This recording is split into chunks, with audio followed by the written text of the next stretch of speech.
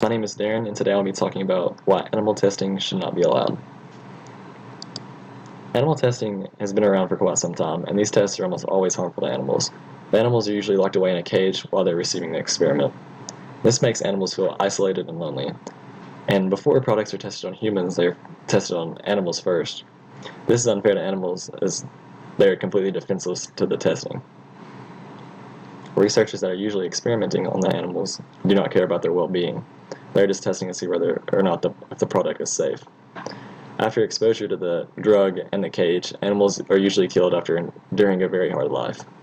In this speech, I'll explain why animal testing should not be allowed using three main points: that animals are different than humans, it is harmful to both animals and humans, and animal testing is very wasteful. My first point is that animals are different than humans. And in 2013, Michael Bracken wrote a book called Risk, Chance, and Causation, investigating the origins and treatments of disease.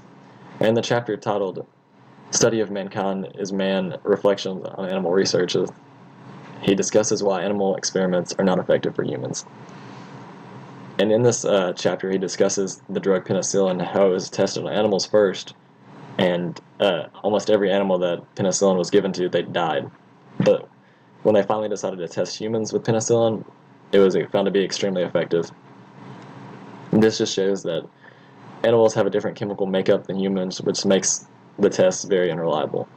And his book, or Bracken's book from 2013, goes on to explain another experiment that involved the sedative thalidomide.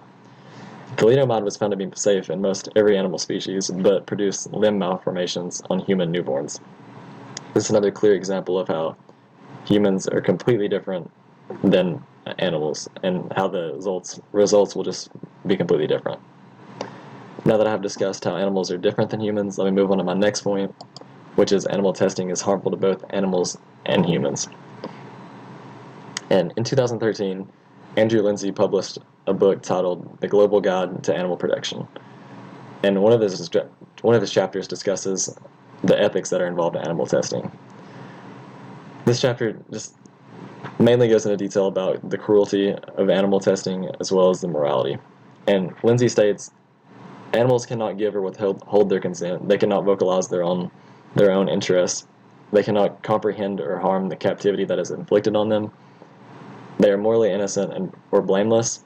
And finally, they are relatively vulnerable and defenseless.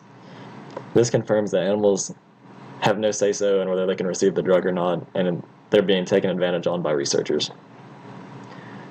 Aisha Akhtar published an article called The Flaws and Human Harms of Animal Experimentation in October 2015. And in this article, he gives multiple examples of how animal testing can just fail in animals or humans, and just how it's relatively just unsafe for both.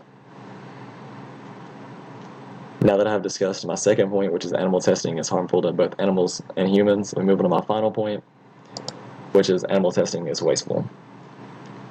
In February 1997, Neil Barnard and Stephen Kaufman published an article in the Scientific American. And this article discusses how most animal experiments use numerous product and resources, but they yield little or no results.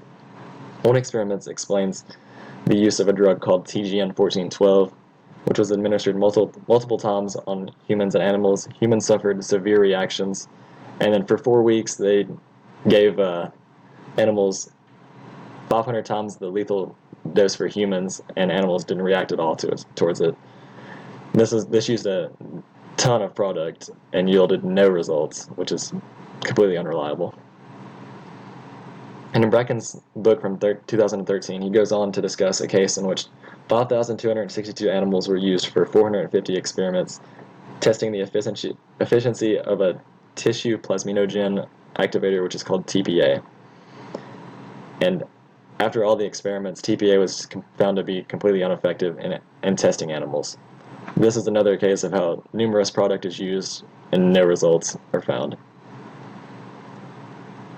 And in conclusion, although animal testing has yielded some positive results, it is mostly detrimental to animals because animals are different from humans. Animal testing is wasteful, and animal testing can be harmful to both animals and humans. And one from each. Animals are different than humans because they each have a different chemical makeup. So if you gave one drug, and it could produce a completely different effect for the other.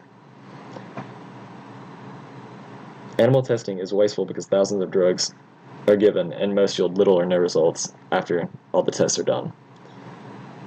And then animal experimentation can be harmful to animals and humans because negative effects on one could produce positive effects on the other. Why should animals be used as test subjects when we choose to have them as pets?